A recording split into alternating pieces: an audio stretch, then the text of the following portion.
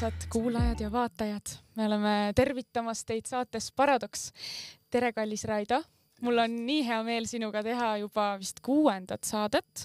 Me oleme küll üsna alguses, aga selline tunne on, nagu me oleks seda juba nii pikalt teinud ja äge on vaadata, kuidas te meile kaasa elate. Ja tervitame meie saates ka tänast külalist Ott Kiivikat. Ja tere ka minu poolt. Tänan kutsumast juba. Jaa, nii äge, et sa olid nõus tulema. Tõesti, me oleme põnevuses, mis huvitavad teemad meil siin hakkavad tulema ja ma tahaksingi kõigepealt küsida, et Ott, millega sa täna üldse valdavas osas tegeled? Tegevust mul selles mõttes kuidagi jagub või ma olen nagu suutnud tekitada nii, et see oleks vaheldusrikas. Ma võtan kas või tänase päeva, kus ma alustasin kell 7 Sparta spordiklubist. Mul oli seal 3-4 personaalklienti juba siin lõunaks nii-öelda. Siis tegin oma trenni vahepeal selle ära. Ja nüüd tulin, vahepeal oli lõunaaeg, oli siin kohtumine hea sõbra Juhan Laansooga, kellega me korraldame siis sellist asja nagu Honda spordikuuluste jõuluturniir. Kuna see aasta lõpus nüüd alles oli, aga siis jäid mingid vanad asjad ja otsad jäid üles ja siis rääkisime veel läbi, rääkisime sellest läbi, mis see aasta tuleb. Et see oli selline, kuidas nüüd öelda, lõuna, mille käigus tegelikult oli ikkagi nagu kohtumine kokku lepitud, kus arutati mingeid tööasju ka. Ja jooksuga siia ja peale seda täna tagasi panda veel mõned personaaltunnid ja õhtul kindlasti kui koju lähen, siis ma vaatan, mis sinna postkasti on potsatanud. Et kui ma päev otsa olen ikkagi, telefonist ma näen meile, aga ega ma ei kipu sealt vastama, kuna on ebamugav on toksida, siis ma üldjuhul, ja üldjuhul ei ole midagi nii põlevat, et ma pean ka poole päeva pealt kohe vastama hakkama. Aga õhtul lähen ja võtan lahti, vaatan, eile sai hulga saadetud uue raamatuga, millega ma siin praegu kevadel juba hakkasin tegelema. Selle raames sai välja saadetud infot ja ma usun, et on tulemas mingisuguseid vastuseid ja mingisuguseid koolituspäringuid, õhtujuhtimispäringuid, siis õhtul võtad ette, hakkad nendega tegelema. Nii et päevad sellised on ja mõned on teistsugused, kus ongi, kas on koolituspäev, sõidan välja kuskile poole, kas oled kuskil koolis või mõnes töökohas või on välijõusolidega seotud mõni üritus või asi, kuna ma tegelen nendega ka. Või nädalavahetus oli 3 pidu siin pidada, kus ma 2 olin ka päeva ja õhtujuhi rollis, nii et tegevust nagu on ja õnneks ta ongi nagu nii mitmekülgne, et ma ei kujuta ette, kui ma ainult näiteks treener oleksin, see on nagu suhteliselt ikkagi üksluine, ta tüütab ikkagi ära nagu. Täitsa lõpp, mulle tundub, Raido, et me oleme leidnud samasuguse hullu nagu meie, kes elab sellise elutempoga. Pigem samasuguse hullu nagu Maria, et ma püüan ikkagi nagu rahulikumalt võtta seda elu.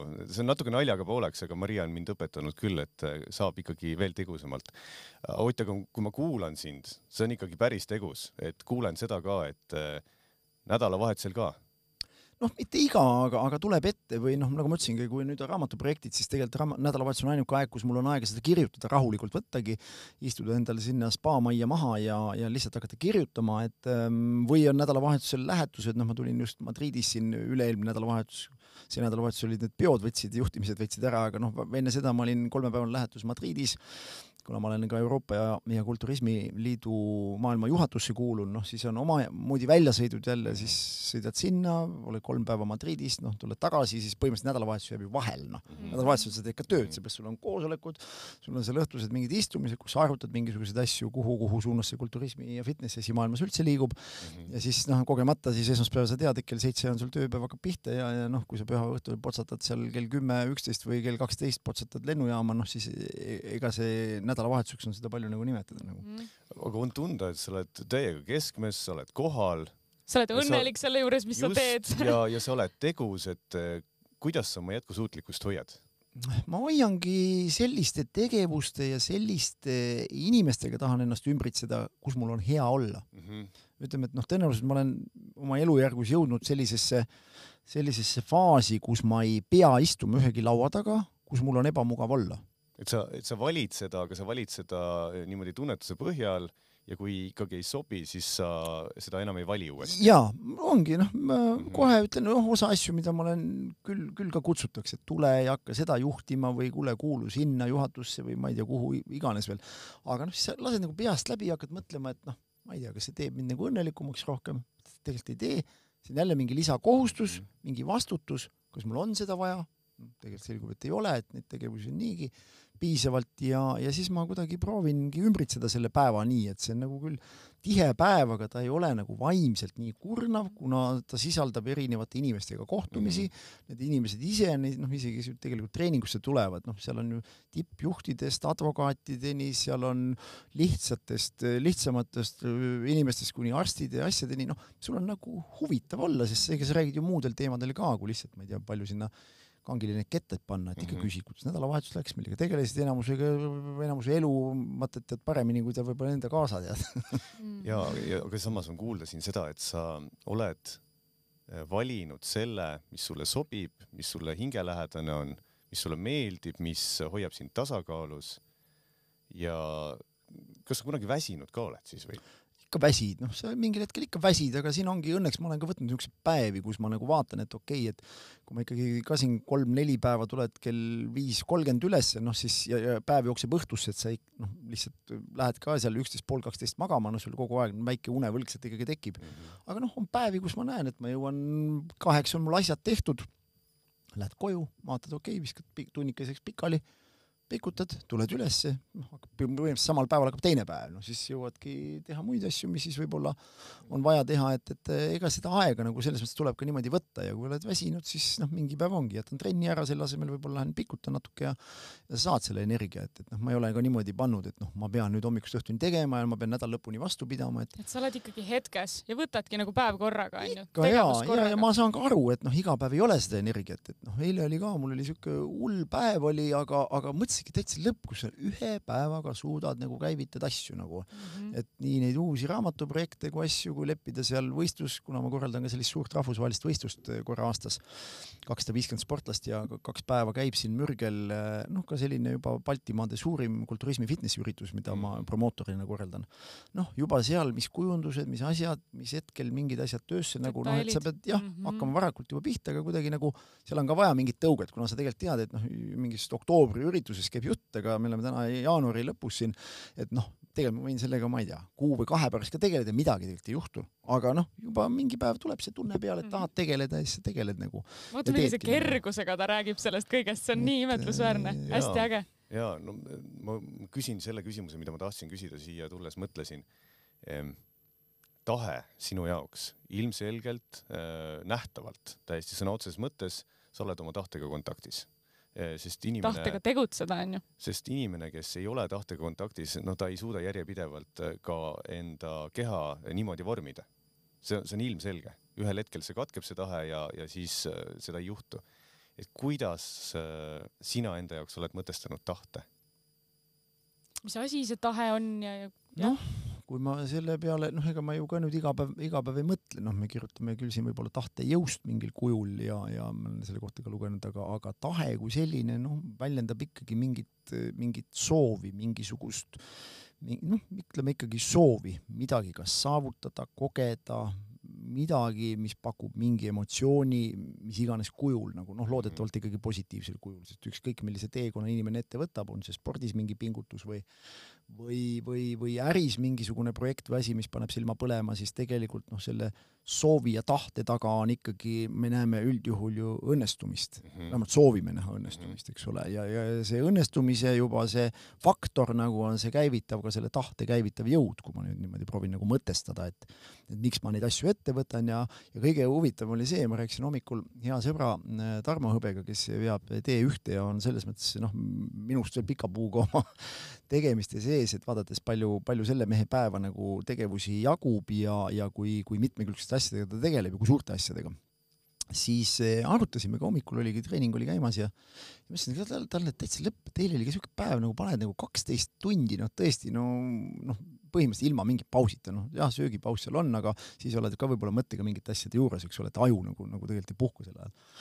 Ja ta ütles ka, ja siis hakkad nagu mõtlemagi, et huvitav on see, et mida rohkem sa nagu neid asju käivitad ja mida tõenäoliselt rohkem sa näed ka, et need asjad tegelikult nagu sul lähevad ja sujuvad, seda rohkem see toodab nagu energiat nagu, et see ongi veidral kujul nagu sa käivitad, siis ma olen vaadanud hea sõberga teine näide Sportlandi üks omanik ja Are Altre ja kui vahest ka mõtlen, mida ta rabeleb, mille jaoks tal on neid asju vaja, et millest tal puudus on.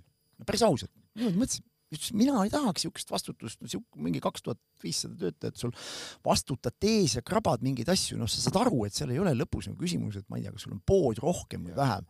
Küsimus on protsessi käivitamises ja sellest energiast, mida see genereerib nagu. Ja see ongi see võti ja see ongi veider, miks siis mingid inimesed järjest nagu teevad, saavad seda juurde, käivitavad uusi asju ja teine inimene istub, ootab, et tema elus midagi juhtuks ja ta ei suuda vaata, et ühtegi asja käivitada nagu. See on nagu selline stamina või see inerts on ju, et see, kes teeb, see jõuab. Ja siis see teine inimene vaatab, kuidas ta jõuab, aga see jõudmine tuleb just sellest, et on see toodab ja sa saad ja see toodab järgmise, toodabki seda energiat veidral kujul, et sa tahadki panna veel käima, sest sa näed, et sa õnnestud ikkagi suures osas. Loomulikult endal on ka ja selles raamatus, millest meil täna võib-olla ka põgusalt juttu tuleb, on ka ebaõnnestumisi sees ja on valusaid lööke sees, aga suur osa ikkagi oma tegevusest, ma julgen öelda, on ikkagi ütleme seda õnnestumist on ikka rohkem sees olnud.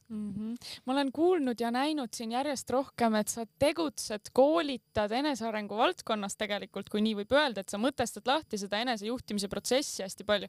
Kuidas sa sattusid sellele teele? Teate, ma sattusin täitsa ikkagi juhuslikult. Kogu selline koolitamine või ütleme koolitamine või loengute tegemine, sest vahest on ka nii, et ma ei oskagi nüüd tõmmata vahet, et mis see nagu loeng on ja koolitad, siis sa justkui annad nagu mingeid teadmisi, mida inimene saab nagu kasutada. Samas ma teen teda natukene sellises loengu vormis, et ma ei pane võib-olla inimesi mingeid väga palju praktilisi ülesandeid nagu seal tegema, mida võiks eeldada koolituselt, eks ole. Aga ma sattusin selles mõttes täitsa juhuslikult, et paratamatult, kui ma olin selline ikkagi, tuli selline esimene tuntus võib-olla ja edu ka siis kulturismis, see ma pakun jäi sinna 2000. aastate algusesse juba. Ja siis hakati paratamatult nagu kutsuma. Algul ikkagi pigem nagu koolidesse, et kuuled, et aha, siuke spordimees, et tule räägi siin noortele umbes, kuidas treenida, kuidas kuidas nagu sportlasena hakati kutsuma. Ja sealt hakkasid need esinemised tasapisi nagu pihta, kuni üha sagedamini, sest tegelikult ma olin ise 20 aastat, ma olin ka toidulisandite nagu äris, et mul oli põhitöö nagu olemas, et ega mul otseselt ei olnud niisugust tunnet, et ma teen nüüd koolitusfirma. Aga see oli veidral kujul, ma sattusin oma kaasaga, viimase kaasaga küll, ma olen olnud varem ka abielus, aga elukaaslasi, kellega ma täna siin nii koos olen, meil 8 aastat saab koos olnud kohe, siis see oli 2016. aasta ehk meie tutvumise alguses oli. Ja me läksime ühe tuttava juubelile, oli 40. juubel ja kuidagi siukse poolpiduses meeleolus hommikul tulles ei olnud see olek kõige teravam, peab tunnistama. Ma ei tea, järsku tuli nagu autost tagasi sõiduvek tuli idee, et kuule, teeks koolitusfirma nagu. Ja eks mul selleks ajaks oli lihtsalt mingisugused neid eriloenguid, siis mingisugused formaat oli olemas, aga tõesti selle Ott Kiivikase koolitused, kui sellise ma tegingi siis peale seda pidu ja asutasin selle otsemalt järgmine päev ja hakkasin sinna siis juba mõttega struktureeritult looma siis mingisuguseid koolitusi, mingisuguseid teemasid, kuni aja jooksul neid sinna ongi tulnud, ma pakun siuke 10-12 tükki on täna mul seal koolituste kodulehe peal erinevaid siis teemasid, millel ma siis käin vähemal või rohkemal määral siis loengut pidamas ja koolitamas. Ja loomulikult, kui ma juba võtsin nagu pähe, et see on nagu ongi koolitusfirma ja siis ma hakkasin nagu mõttega juba seal tegema neid asju, et millised need esitlused on ja tunnetama ka natukene seda turgu, mille järgi on nõudlus ja kuna ma vaatasin, et ega sellise tervisevaldkonna järgi, ütleme, et seal võrreldes mingi äriliste ettevõtmistega seotud asjadega oli ikka suht tükk tühja maad, ütlen ausalt. Ja need enesearengu koolitajad, loomulikult neid on nüüd tulnud siin viimaste aastatega, aga ma tegin ka selline eneseusk edu alusloengu, tegin juba siin, ma pakun 6 aastat tagasi või 7 aastat tagasi, ega siis ei olnud ka sellist motivatsiooni ja koolitajaid võib-olla liiga palju.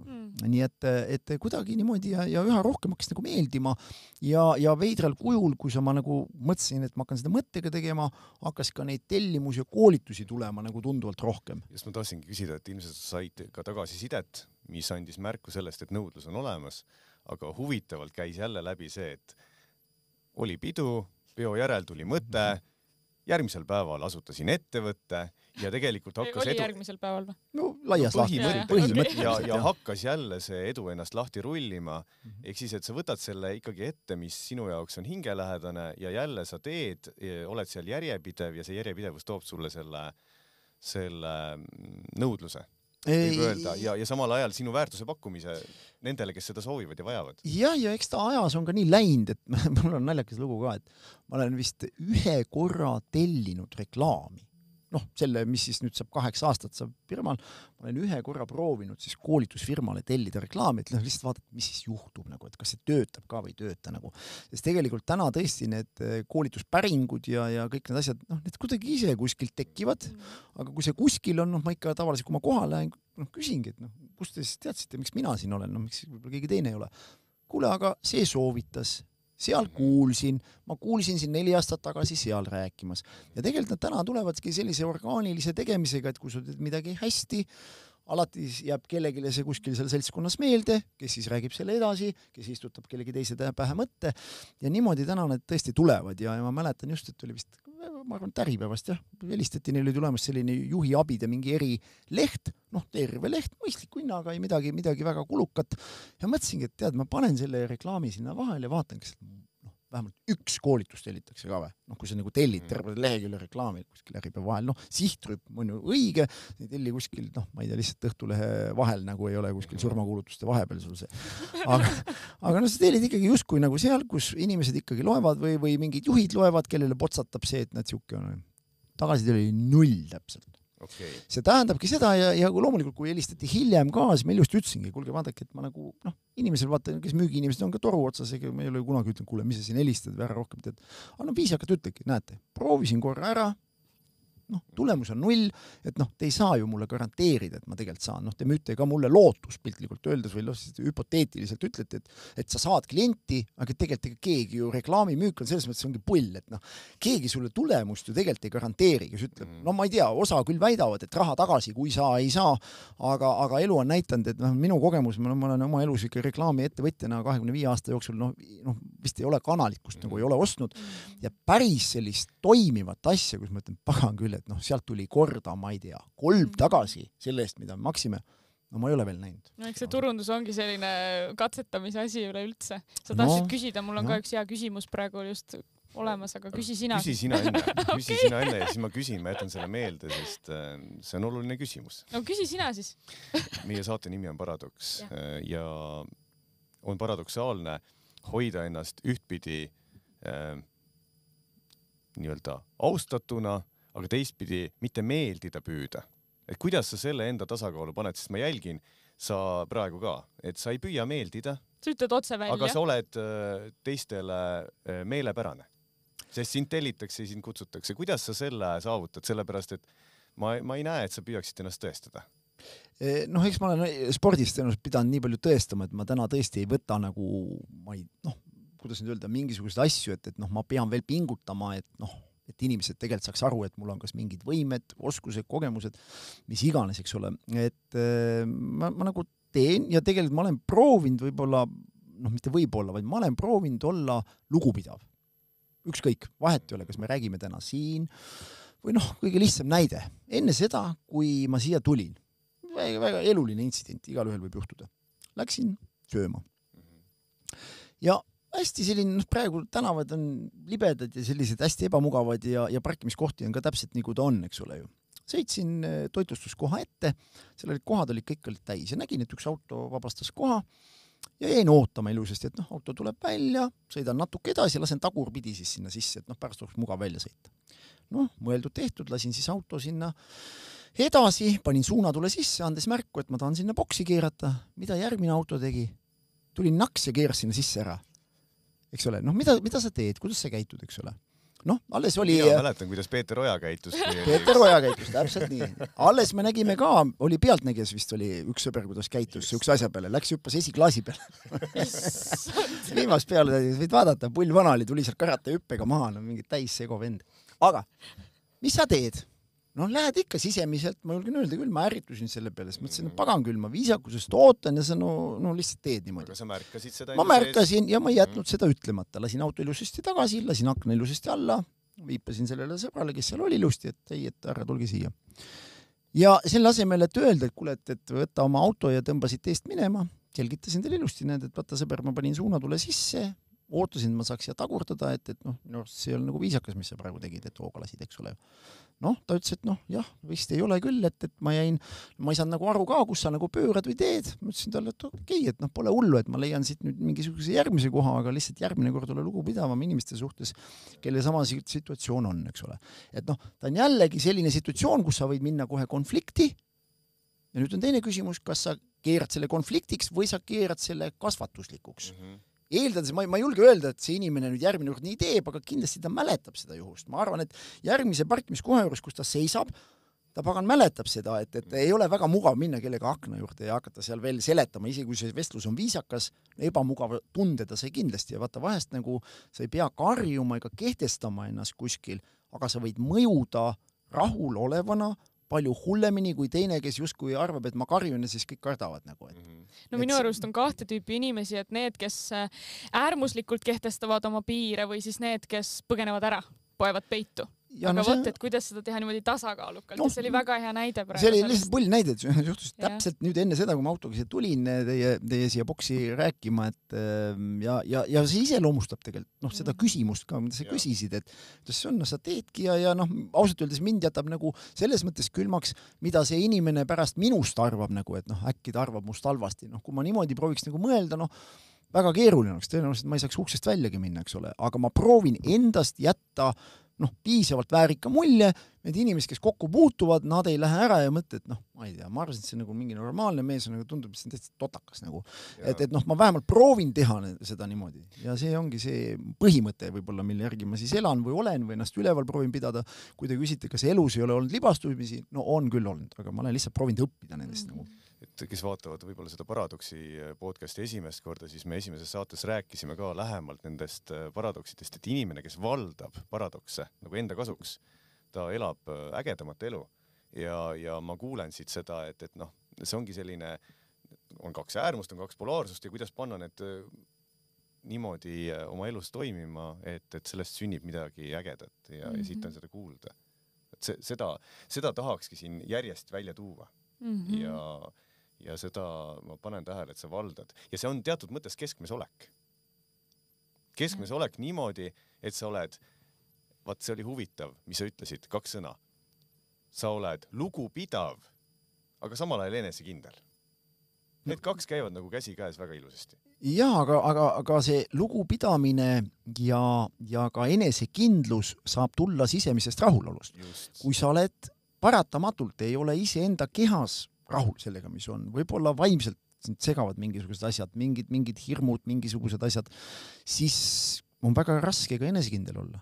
Aga sa nagu enam kontrollid ennast ja sa oled veendunud, et need asjad, mida sa teed ja millega sa tegelikult väärtus ka ühiskonda lood, need on piisavalt positiivsed ja toredad asjad, millega sa tegeled. Ja sealt tuleb ka see, et sul ei ole mingit hirmu, et kuule, äkki tuleb midagi siin välja või äkki see tegevus, millega ma tegelen jumal issand, et vaata niisugused asjad, et sul ei ole ka kuklas mingisuguseid siukseid asju, mille pärast sa nagu muretsema väga palju pead. Ja see loob ka selle enesekindlus, et ma ei pea minema, ma ei tea, järgmisse kuskile pealtnägesse selgitama midagi, et oi, ma olen ka tarbinud või oi, ma ei tee midagi või ka tekib, nagu tegelikult ongi nagu vahest nagu kummaline, kus siis nagu tuleb. Ja hea näide oli, siin võiks ju samamoodi arutada, et Kiivikas paneb steroide kogu aeg, terve elu on pannud, eks ole, mida on ka kogu aeg räägitud. Kui sa kujutad ette, et ma nüüd võtaksin näiteks kätte ja läheksin Pealtnägija saatesse, teeks puhtsüdamliku ülestunnistused, nii, teate, ma kuulsin küla pealt jutte, mind süüdistatakse selles, tegelikult ma ei pane. Mu põhimõte, eks ole, mida ma pean siis tõestama? Ma ju südames tean, et ma ei ole seda teinud ja siis sellest mul piisabki, Ma ei pea ju sellepärast minema telesse, et öelda siis, et kuule, asjad on nii. On üks selline fenomen nagu laitmatus ja laitmatuse puhul seal on ainult must ja valge. Sa kas oled laitmatu või mitte ja miks? Sellepärast, et see on tegevuspõhine ja see on hetkes ja mitte keegi teine väljaspoolt ei saa sulle öelda. Kuule, sa olid laitmatu või sa ei olnud. Sa tead ainult seda enda sees. Ja samamoodi on selle aususega, et kui sina tead, sa ei pea kellelegi ennast tõestama. Sa oled enesekindel, sa tead, kuidas asi oli. Ja mulle tundubki, et need, kes peavad minema ja rääkima ja kuidagi, palun ikkagi uskuge mind. siis neil on endal ka mingisugune lappamine sees. No midagi sellise mulje paratamatult need asjad jätavad ja kuigi on tegemist ju toredate inimestega, ma ei saa absoluutselt öelda, tundes ka inimesi siin päris laia spektriga. Aga just ma mõtlengi, et ma arvan, teatud kohad või saated või ka väljaütlemised, eriti kui justkui pole põhjust. Kes peab neid tegema üldse. Teine asi on puhas siiras südamlik ülestunnistus. Sellest ma saan aru. Kuuled ja ütlebki, kuulge. Seis on siuke ja kusjuures kõige pullim on see, et inimesed päris hästi mõistavad ja annavad andeks ka. Just ja sellest tekib respekt. No tekibki ja respekt, vaadates lihtsalt kogu seda suusajanti, mis meil siin oli lugupeetud inimestega, mõtlesin ka, et mis segas inimestel tulla, tõsta käpad püsti, öelda, sorry, juhtus, tegime, andke andeks. Inimesed teevad palju hullemaid asju. Saad antakse ka andeks päeva lõpus. Ja vastupidi ka, kui käib üks häma ja ei räägita asjast nii, nagu asjad olid, siis see pinge ainult kasvab, inimeste selline vastupanu sellesse igasse järgmisse lausesse kasvab ja sellest minu arust lõpuks tekib lausa võitlus. Selline nagu mina olen siinpool, sina oled siinpool ja nüüd me kuidagi moodi püüame ühes ruumis hakkama saada. Koostöö kaob, mõistmine kaob, on hukka mõist, järjepidev selline ärapanemine. Ikkagi ja kuklas istub kogu aeg, et miks ta seda tegi, miks ta ei ole ütlen. Nii ammuks unustatud teema. Nii, täna hommikul meie Raidoga vaatasime, mis koolitusi see Ott siis teeb kodulehel ja väga huvitav oli see, mul tekkis selline küsimus, et sa väga palju, päris mitmed koolitused on ju, Raido, oled minuga nõus, ilmselt olid seoses sellega, et kuidas püsida terve ka vanemas eas. Kuidas vananeda nii, et sa ikkagi oled hea tervise juures. Ja mina mõtlesin, et issand jumal, et kuidas nii noor inimene nagu Ott jõudis sellise spetsiifilise teemani nagu vananemine? Eks see tuleb tõenäoliselt sellega, et paratamatult, ei saa salata, eks minu jaoks ka number 50 ei ole enam mägede taga. Ja ma ei teagi, millegi pärast, kui sa igapäevaselt tegeled inimeste tervisega, mitte nagu arst, ma nimetan küll oma treenitavaid patsientideks, kui nad tulevad. Aga nii ongi. Doktori juurde, kehakultuurialane nõustamine, ta on ka selline, patsiendid tulevad, teed raviplaani, eks ole, vaata, kas toimib või toimib. Ja tegelikult siis sa näedki, et ega ütleme, need hädad, mis ka inimesega hakkavad, ega need ei ole, meil on tihti tunne, et need on mingid vana inimeste hädad, need hakkavad kuskil, ma ei tea, 70-ndast ja kui elupäevi antakse, siis eladki 90+, aga tegelikult selgub, et paljud asjad hakkavad tunduvalt varem. Ja tehes ka loengutel rääkides, öeldes, et nii kurb, kui seda ka kuulda ei ole, siis tegelikult vananemine hakkab pihta praktiliselt juba peale 20. eluaastat. Ehk siis tegelikult inimese, kus me seda näeme, kõige lihtsam, vaadake 10 aastat, kui on kooli lõpust möödas, inimene on noor inimene, 30-aastane inimene. Vaadake, klassi kokkutulekul, mis on juba juhtunud osade seltsimeeste ja naistega. Kellel on hallijuustes, kellel on kortse rohkem. Ta praegu vaatab kellel on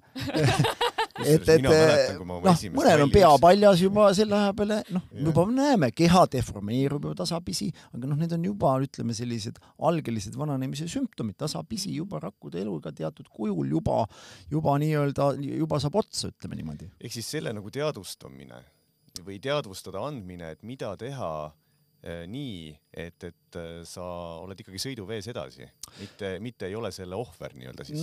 Jah, ütleme, et sa saaks oma kehas hakkama, ma arvan, selleks kõige lihtsam nagu väljend, mida ma käin rääkimas, et mitte ma ei sõltuks nii palju meditsiinist, aga ma suudaks ennast punktist A punkti B oma toimetustega, kas või igapäevatoimetustega ise hakkama saada. See on nii oluline, sellepärast, et noored inimesed ka tänapäeval on nii haiged, et siin polegi küsimus, et elada kaua tervena, vaid sa alles hakkad elama ja sa oled juba haige, et selles nii palju on selliseid olukordi, ega mina ise ka siin varsti 3 aastat tagasi sain jõhkra borrelioosi ja ma tundsingi, et ma olen nagu 60 oma kehas, see oli nii õudne, aga eks ma siis igatepidi tegelesin ja tervendasin ja nüüd ongi järgmine etapp, ma hakkan uuesti varsti trennis käima. Et ma nii ägedalt nagu praegu inspireeriv oli sind kuulata, et sa toimetad nii palju, mina ka toimetan hästi palju, aga sa ikkagi, sulle on see võib-olla loomulikum, suudad oma tervise eest hoolitseda, ma ilmselt pean sinu juurde tulema, et kuidas seda kõike ikkagi nüüd teha niimoodi, et see oleks loomulik. Et see oleks terviklik tasakaalus. Just, sest ma tunnen, et iga kord, kui ma hakkan täiega sajaga oma tervise eest tegelema, hoolitsema on ju, trennis käima kõik, siis mul nagu mingid muud asjad kannatavad ja mul läheb elu tasakaalust välja ja ma kuulen, et väga paljudel teistel inimestel on ka seda sama muret. Ja siin natukene ongi see, et vaata, millega ma tihti kokku põrkangi, on see sama asi, et inimesed kas teevad nagu liiga palju või ei tee üldse. On nagu kaks äärmust nagu umbes, et kui trenni teha, no võt siis ongi vaja teha 5 korda nädalas ja ma ei tea, kui palju korraga, et tegelikult nähes ise ja mitte tehes enam nüüd ju tippsporti. Võistlesin viimane kord 6 aastat tagasi, tulin ka maailma reitingu üldvõitjaks 6 aastat tagasi veel, aga peale seda, ma olengi tegelenud, nimetame seda harrastusspordiks, kus ma käingi, täna jooksin hommikul, 5 kilti jooksin, läksin, tegin mingisugust kõhtu natukene treenisin, natuke käsi, ja see treeningu pikkus, see oligi maksimum tund, sest sa jooksed ikkagi pool tunnikest seda 5 kilti juba jooksed ja siis pool tundi natuke võimled sinna mingi tarvitusi peale. Ja see on täitsa okei, jah? No aga palju siis peab tegema? Siis ma vist ikka hakkan käima.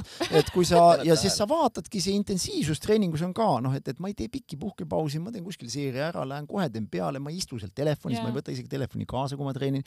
Ma keskendun treenimisele. Ja, vaata kergus. Et ei ole niimoodi mõne jaoks, võib-olla see oleks päeva sündmus, võib-olla nädala sündmus, võib-olla kuu sündmus, saad aru, 5 kilomeetrit jooksin. Ja sinul on see loomulikult, ma saan aru, sa oledki ju ikkagi tippsportlane olnud ja sa tead, mis moodi seda juhtida, aga ikkagi see kergus käib ühe, teise, kolmanda tegevuse kaudu sul läbi, et seda on nii äge kuulata. No jah, eks see treening maht omal ajal, ei see salat oli ka korda 5 tõenäoliselt. Sellega, mis ta täna on. Ja sellepärast see kergus kõlab ka ääles, et kui sa pead ikka 5 korda vähem treenima, kui sa treenisid, siis ütleme seda nagu, treeniks on seda võib-olla palju isegi nimetada. Mida on ikka trenn, aga ma olen valinud ka mängulisemad tegemas. Ma käin ju tennist mängimas, nüüd iga nädal on mul treeneriga aeg, mingi püsiaeg on paigas ja siis ma käin vahest reede õhtuti veel turniiri mängimas, siuksed harrastajate seltskonna turniir. Sealt tuleb mingi 3 tundi, tuleb seda tennist juba, tihti nädalas juba, lisaks nendele jooksmistele, ma ei tea, 3-4 korral jõusaalis. Aga tõesti, võib-olla erinevus nüüd tavainimest on see, et tõesti, kuna ma ju nii veedan aega saalis ja treenin inimesi saalis, siis ikka on mingi tunni nauk on sees, ma tean, selle tunni jooksul väga kenasti oma treeni ära tehtud, et ma ei pea võib-olla kogu aeg sättima sinna ja minema ja tulema ja mõtlema nagu keeruliseks seda, sest ta on minu jaoks ikkagi ka töökeskkond ja ma olen vahest ka, kuigi ma tean meil ka treenerid, kes tegelikult ise väga ei treenigi, eks ole, tõenäoliselt omal ajal on tehtud nii palju ja nüüd ta vaatadki, et ta võiks ju ise ka teha, aga ta ei tahagi enam teha, sest tegelikult kui sa kogu aeg ka selles keskkonnas oled, ütlen ausalt, ega see ei ole ka kogu aeg tunne, et jube äge, ma olen nagu jõusaalis, ma saan nagu treenida, et mingi hetk see viskab ikkagi üle, et pigem sa sätiks nagu minema, kui sa tahaks ise seal treenida, nii et. Aga kui me räägime sellest paradoksist, elada tervelt, elada kaua, et tihtipeale võib-olla püütaksegi seda numbrit taga ja peaasi, et elaks, ma ei tea, 80-ni ära. Aga see ei ole ju põhifookus. Põhifookus on ikkagi elada tervelt. Elada tervelt ja... Mis sa soovitad või mis on sinu nii-öelda need, ma ei tea, 3 ägedat nippi, mida jälgida, mida teadvustada, et sinna jõuda, et oleks mõlemad olemas, mitte üks või teine? No esiteks on see, et tihti kui märgatakse, et võiks teha, siis inimene ei suuda enam teha. Okei. Ehk siis alustada varem. Ennetain. Jah, miks ka noortele inimestele ma räägin ja ütlen, et hakake sellega täna tegema, et sellest kujuneks harjumus. Ma näen nii palju eakaid inimesi täna, õnneks ka jõusaalides on tulnud, kui võib-olla mitukümmend aastat tagasi oli neid ikkagi väga vähe, siis täna eakad inimesed hommikupoolsel ajal täiesti tavaline nähtus ja ma ütlen, meil kõige vanemad harrastajad on 96-aastased, kes meil käivad 2 korda nädalas, 3 korda nädalas treeningus, ilma naljata, jah, sõdisid teises maailmasõjas poisid, ja kui sa näed, et 96-aastane, 93-aastane, 89, 91, nad on sellises vanuses seal, prouad 85, alustavad päeva jõusaalist harjutustega, peale seda lähevad, teevad sauna väikse, eks ole, räägivad juttu, siis mõtledki, et aga mis selle inimese päevas paljudel need siis tegevusi see päevas üldse on, eks ole, aga ma saan aru, et see on üks selline oluline asi, et ta tuleb kodust välja, ta teeb, ta saab mingi enesetunde, mingi lihastoonuse ja me ei saa unustada põhiasja, et inimene koos vanusega lihtsalt kaotab lihaseid järjepidevalt, eriti kui lihased ei ole aktiivsed. Mis tähendabki seda, et mida rohkem selle protsessi laseme juhtuda, seda suurema tõenäosusega me istuma ja tubaseks jääme, nii et me ei olegi suutelised seda keha enam toas liigutama. Sest keha tunneb, et ei ole vaja, miks ma peaksin tootma või hoidma. Meil on väga palju ju ka vanemaid inimesi, kes kahjuks on oma toas lõksus. Nad ei saagi liikuma, sest nad on kogemata 5. korrusel ja nad on kogemata ilma liftiga majas veel, nendes vanades, mis on ehitatud. Ja ongi häda, kujutad siis ette, et sa oled lihtsalt 5. korrusel elad ja see, ma ei tea ju, kui ei satu rõduga olema, siis saagi õue ei saagi inimene. Okei, ehk siis enneta ja hakka kujundama harjumusi, mis võiks veel olla see nõuanne. Teine asi on ka see jällegi, et seda ei pea olema liiga palju. Ma näen väga hästi ära, kui tuleb siuke 50 vend, alustab treenimist 2 korda nädalas ja lihtsalt teeb aasta aega. Ma näen, mis selle inimese kehaga juba juhtub, ma näen, mis tema jõunäitajate füüsisega juhtub positiivses suunas. Ehk siis tegelikult me räägime 2 korda nädalas, siuke enam-vähem tund aega kehalist pingutust, pluss ütleme selle väliliselt lihtsalt teadvustada ka liikumisharrastust, et ta lihtsalt võib-olla ongi päev otsa kas juristina või kontoris töötab, et lihtsalt, et ka kui ei ole jõusaali päeva, siis sa lähed ja teed oma mingisuguse 3 tunnise mingi vähemalt tiiru. Ma saan küll aru, et tõesti selle libedaga ei ole nüüd kõige lõbusam seda teha aga seda meil ei ole ka terve aasta otsa siis ju kogu aeg nii libe, eks ole. Et teine asi on üldine lihtsalt liikumisharrastus ja sellega seotud asjad. Tasakaalustatud järjepidevus. Ja just, et ta mitmekülgne, et me vajame jõuharjutusi mõneti, et nagu öeldakse, stimuleerida ja kaitsta isegi seda lihasmassi kaotamise eest ja teine pool, mida me vajame, on ka südametegevuse aktiviseerimiseks, me vajame ka kardiotegevust, mis tähendabki seda, et see peab olema siis ajaliselt kestev, natuke kõrgema pulsisagedusega nii-öelda tegevus, mis siis stimuleerib ise seda, et südamelihas ei läheks roosti, et see pump, mis vastutab verevarustusega, siis et varustada hapnikurikka verega lihaseid, et see mootor ära ei väsiks see on vaja 2 asja Sest võib-olla sellel hetkel, kui avastad, nüüd peab hakkama trenni tegema, lähebki sellise tasakaalust väljas, mitmekülgsusest väljas, hakkab tegutsema, aga mootor ei jõua järgi enam. Mootor ei jõua järgi ja lihtsalt tõesti võib olla ka väga ebamugav enesetunne, mis sellega kaasneb. Ja see lõpetab selle see lõpetab, sest trenn võib olla vastik, tähendab, mida ma tahan. Trenn võib olla väga ebamugav ja väga vastik ja väga pikalt vastik. Jälle räägite minust. Ehk siis, kui kuule, Maria, sina ei ole 50 ja 70. Te oleks pidanud kahekesi selle saate tegema. Ei, tegelikult ja enne seda borrelioosi oli ikka mul palju parem. Nüüd peab lihtsalt hakkama üles ehitama uuesti seda kõike. Ja mida ei tohi inimesed teha, mis kipub olema. Inimesel on kuskil kuklas veel tema viimane trenn, mille ta enam-vähem koolipõlves tegi. Ta mäletab, mis raskusi ta tõstis ja inimesel kuidagi see film siis hakkab selle koha pealt uuesti pihta, kus ta pooleli jäi, et aru andmata, et see aeg on nii palju mööda läinud, et ma parem hakkan vaikselt pihta, et just see sama rahulik alustamine on see, millega juba tehakse see, et see asi katkeb varsti. Ja tegelikult see ei ole ju ainult trenniga nii.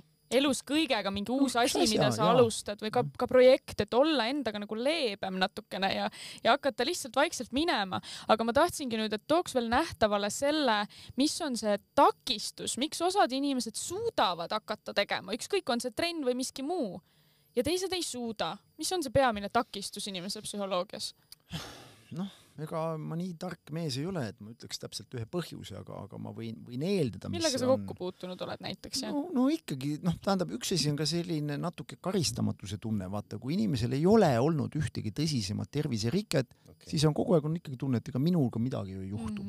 Kõik ringi kogu aeg sa kuuled, et keegi haigestus, keegi suri, keegi, tead, kuskil mujal juhtub, aga minuga ei juhtu, eks ole ju.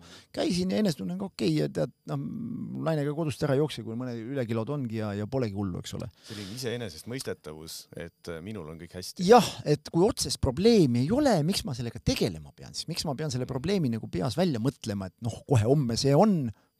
Ja kusjuures veider ongi, mida ma toon ka koolituse näite, et sõltuvalt nüüd inimese geneetikast elu ongi ülekohtune.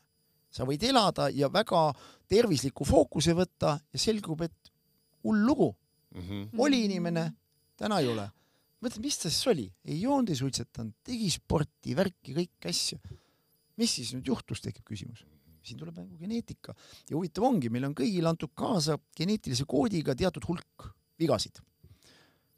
Täna, vaadates ka kuhu geenitehnoloogia on arenenud, me võime väga täpse uuringu põhjal, me saame tegelikult teada, mis meid, me saame ennustada tõenäosus, et me haigestume kas seda või meiega võib juhtuda. Me saame. Aga tõenäoliselt ka kõik asju me ei suuda ette näha. ja see on ka probleem või ka selgitus sellele, miks teatud juhtudel ka inimesed, kes enda tervisest üldse ei hooli, vaata, elab pika elu ja joob iga päev, vaata, et kui mitte iga nädalavahetus, suitsetab ja vaata, et paneb 90 välja, häda midagi, on ju. Ja sealt paratamatult tekib ju teisel inimest tunne, et no mis sa siis spordimees kauem siis elad, noh, läks jalkaplassi peal, viskas kummuli või spordi selle sama terviseraja peal, noh, et kus siis on, et seal ei ole garantiid. Ehk siis, mida ma tahangi öelda, et üksinda tervisliku elu järgimine ei garanteeri pikemat elu. Küll aga, kui neid vigu on nüüd sisse kodeeritud meile rohkem, siis tõenäoliselt need löövad hiljem välja või väiksemal kujul välja. Seda teeb ta. Ehk siis tõenäosus nii-öelda enda kasuks pööramine. Ehk siis see on nagu see teatud turundus, juhtudel, jah, või sa saad ka mõned asjade teket edasi lükata. Võib-olla mitte vältida, aga lihtsalt hoolimatu käitumisega oma keha ja vaimu suhtes sa saad lihtsalt kiiremini jõuad selle nende vigadeni välja. Aga räägime nüüd sinu raamatust. See on põhjus, miks me sind kutsusime, sest me kuulsime Tartus, kui sa esitasid seda raamatut ja see oli nii kihvt, ma näitan seda ka kohe sinna.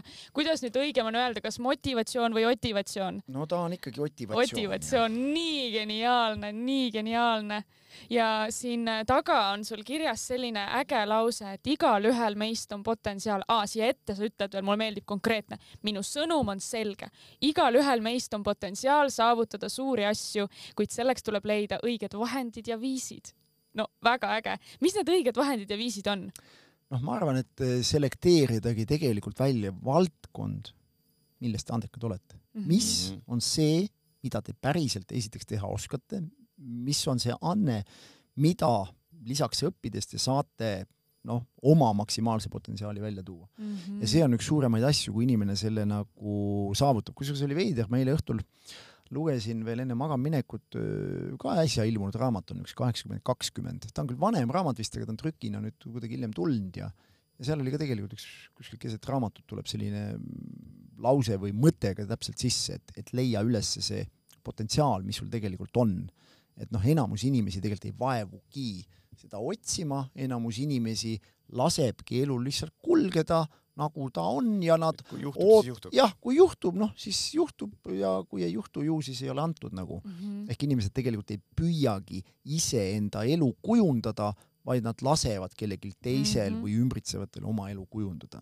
Aga millest alustada seda otsimist? No ikkagi teadvustamises, sest kui me ei saa aru, et tegelikult, et me saame ise midagi muuta, siis me ei hakka ka tõenäoliselt mitte midagi otsima, eks ole. Kui me saame aru, et okei, et justkui mis see anne mul on, ma hakkan selle peale isegi mõtlema natukene, mingid oskused, mingid asjad, mis võivad olla. Juba see on suur asi, kui ma seda teadvustan. See tähendab juba seda, et ma olen valmis seda proovima nagu otsida ja kui ma selle leian, seda arendama, eks ole. Aga kui mul seda teadvustamise tasemel üldse ei jõuagi sellele tasemel, et mõelda, et oot, miks ma siin üldse eksisteerin, mis on mu roll võib-olla üldse ühiskonnas, mida ma elus, mis rolli ma mängin, et olla lapsevanem, aru saada, lapsed on üks päev ka suured, eks ole, mis siis edasi nagu, et meil on just, kui me elame nagu tihti nagu väga palju nagu kellegi teise jaoks, unustamata ise ära enda vajadused, soovid, rõõmud, unistused. Kogu aeg nagu mingi karistus on, et sa oled nagu kellegi teenijaks nagu siia tulnud. Aru saamata seda, et tegelikult sa saaks ise olla ka see, kes naudib seda, mitte kes ei ole nagu teenija. Et see vastutuse moment ka on ju, et ma võtan vastutuse. Mulle meeldib see, Tarmo Urp tõi välja ühe indiaanlaste metafoori, et sa sõidad selle kanuuga seal jõe peal, usaldad elu nii-öelda, sest kuskil järgmise käänu taga ootab sind jälle midagi head. Ja samal ajal ütleb, aga sul on mõla ka. Et kui peaks minema kuidagi nagu viltu, et siis mõlaga ikkagi juhid ka seda natukene, et mõlemad peavad olema. Ei ole niimoodi ainult, et teate, tehke mis tahate, mina lihtsalt vaatan pealt. Et mõlemad pidi. Ma vaatasin, siin on ka sellised praktiliste harjutuste leheküljed, kuhu mõtestada ära see, mis sa oled juba avastanud või taibanud, on ju. Ja ma nägin, et seal oli see Pomodoro tehnika samamoodi ja sellised tehnikad, mis tegelikult on täiesti, ma olen uurinud seda ka koolituste raames, et teaduspõhiselt nii-öelda leidnud teaduskirjanduses kinnitust, jah, kuulge töötavad, ei ole lihtsalt väljamõeldis, on ju, ei ole kellegi ühe inimese tunnetus. et väga äge on see, just see praktiline pool siin, et mitte ei ole lugesin läbi, vaid et tegin enda omaks. Jaa, ma tegelikult selleni jõudsin ka siis, kui mul hea sõber, kellel on Viljandis, on siis trükikoda, tõesti fenomenaalne, 2 korda maailma parimaks trükikojaks nimetatud. Mis asja? Viljandis? Viljandis, jah. Nii äge. Otsige üles. Kusjuures selle sama tegevuse ühed esimese peatükid, kus ma kirjeldan, kuidas ma Viljandis istun Männimäel. Tänaseni on olemas seal selline, kohe seal Männimäel, põhimõtteliselt minu paneelmaja taga on selline trükikoda nagu Printprest trükikoda, mis on 2 korda maailma kõige paremaks trükikojaks tunnistatud. Ja täna see on tõesti suur, see on 16 000 ruutu suur trükikoda. No ma ei olnud seal vahepeal 2 aastat sees käin, ma läksin sisse ja siis vaatasin, mida nad siis vahepeal teinud on, kes Walt Disneyle täna trükib. Saate aru, seal on niimoodi, et lähed sisse ja robotkäpad juba sõidavad inimesi, kus inimesed on juba robotkäpad on sees, tõstavad, teevad. Ehk siis tegelikult ongi huvitav näha seda arengut ja ka seda, et kui sa teed midagi väga hästi, siis ei ole vahet, millises linnas või kus sa oma tehase püsti panen. Ehk see on tegelikult üks teistpidine minu arust nagu edunäide ka inimestest, kes on väga siiralt uskunud sellesse, mida nad tahavad saavutada, see teema on leidnud üles selle niši ja teevad seda maailma kõige paremal tasemel, täpselt sealt samast pundis, kus me omal ajal lihtsalt jõusaalis koos alustasime treenimist, täpselt need samad inimesed. Mulle sellega meenub Napoleoni ütlus, kes iganes on Napoleoni fänn või mitte, vahet pole, ta ütles sellise lause, asjaolud, põrgusse need asjaolud, mina ise loon asjaolud. Et nagu ise kujundada oma keskkonna, Clever on samamoodi ju Viljandis on ja ülemaailmselt ikkagi väga tunnustatud ettevõte. Super. Nii, sõbrad, meil hakkab saama vaikselt saateaeg läbi, aga ma tahaksin siia lõppu ka üks küsimus kindlasti, kas just lõppu, aga ma ühe saate külalise küsimuse küsin kindlasti, mis just ma Oti puhul mõtlesin. Sul on kergus, sul on tahe, sul on järjepidevus. No, aga sa oled kindlasti olnud ka sellises kohas, kus no ei lähe ja kõik on metsas ja elu viskab kaikaid kodaratesse või ei ole üldse. Et mida sa siis teed, et niimoodi, et proovid seda ja teist ja kolmandat ja no tõesti tunne on, et kuulge, no mis jama see on, ei lähe. Mida sa siis teed, sest mõni inimene on täna võib-olla selles kohas? Ma kirjeldan seda siin samas ka raamatus, eraldi pikem lugu, aga lühedalt öeldes ma lõpetan mingid asjad ära, kas mingi valdkonna ära, kas mingisuguse projekti ära, mis ikkagi on näha, et see toob ainult kahju, kannatust, kehva enesetunnet ja halba, siis ma lihtsalt võtan selle kaotusega vastu sealt. Ja loomulikult eeldus on ka see, et sa ei pane kõike mängu, nagu, et vaata, kui sa paned kõik mängu, siis on raske ka lahti lasta. Kui sa paned mängu, küll võib-olla piisavalt, aga sa saad aru, et lased korra peast läbi, et aga mis siis nüüd juhtub, kui me tõesti selle, ma ei tea, ettevõtte pankrotiga lõpetame või lihtsalt ära lõpetame, mis iganes kujul. Tegelikult ei juhtugi mitte midagi hullu. Ongi kõik. Ja tegelikult ongi jube lihtne olla, vaata.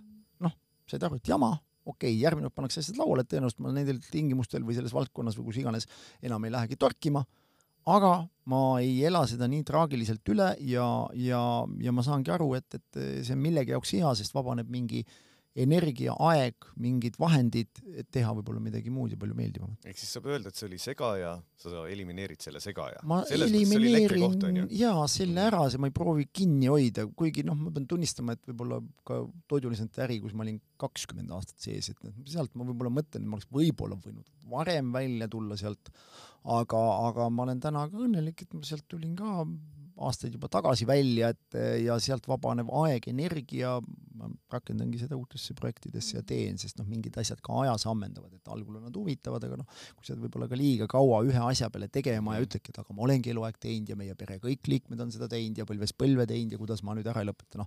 Lõpuks peaks ikkagi igaüks leidma selle kutsumuse ja selle tunde, mida sa siis tahad teha ja ei saa öelda alati, et kõik asjad, mida sa teed, peab olema hommikust õhtuni nägu naerul ja kõrvuni peas ja need on ainult toredad asjad ja toredad emotsioonid, aga ütleme nii, et neid toredaid hetki emotsioone peaks olema ikka valdavalt rohkem kui halba enesetunnet, kehva päeva või negatiivseid mingisuguseid tundeid. Ja seda värskust.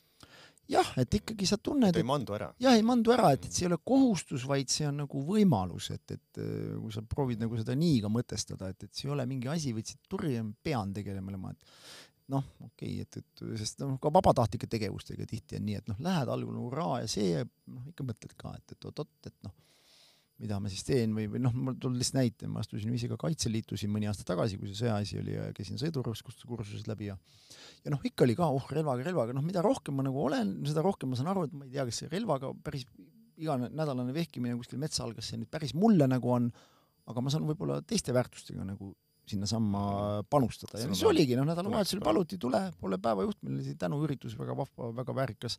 Tule ole päevajuht. Okei, aga see ongi minu vabatahtliku panus. Ma tulen teen niisugust asja. Sa saad nagu mõelda, millist rolli sa mängid ja kui see üks roll samas organisatsioonis isegi tunned, et võib-olla see ei ole päris see. Selge see, kui päris jamaks läheb, ma olen nõus relvaga kätte võtma. Aga lihtsalt, et mulle nagu hullult nagu sõda mängida tõenäoliselt väga ei meeldi isegi, aga kui on vaja, ma teen seda, eks ole. Nii et aga samas ma leian selles samas struktuuris või siis nii-öelda selles liidus leian endale mingisuguse teise väljundi, kuidas ma saan kasulik olla, kuidas need teadmised, oskused, mis iganes mul on, aitavad kedagi teist selle sees. Mulle väga meeldis, et sa ütlesid just, et sa võtad kaotuse vastu, et edasi liikuda. No spordis sa pead. Väga, Sport on õpetanud seda samamoodi, kui ma oleks ainult võite saanud koguda, siis ma arvan, ma poleks kunagi võitma hakanud. Ikkagi esimesed võistlused ma olin ikkagi seal, siin ma ka kirjeldan, olin eelviimane ja eelviimane ja aga vaatasin, kui ma olin eelviimane, siis ma mõtlesin, et see on ju parem tulemus kui eelviimane, siis 2 meestrit selja taha. See ongi vaatenurga küsimus, vaata. Üks ütleb, see on paha tulemus, aga sa vaatad nagu, aga ma ju arenesin ja ma jätsin rohkem selja taha.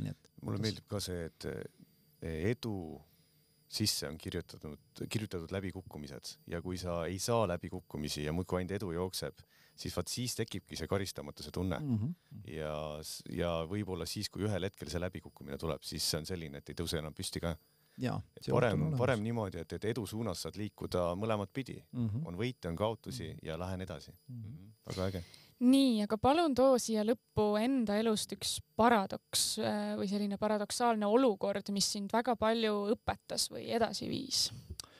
Ma arvan, see esimesena tuleb meelde siit samast üks lugu sellest samast raamatust. Meil ei ole võib-olla aega, et seda siin ette lugeda.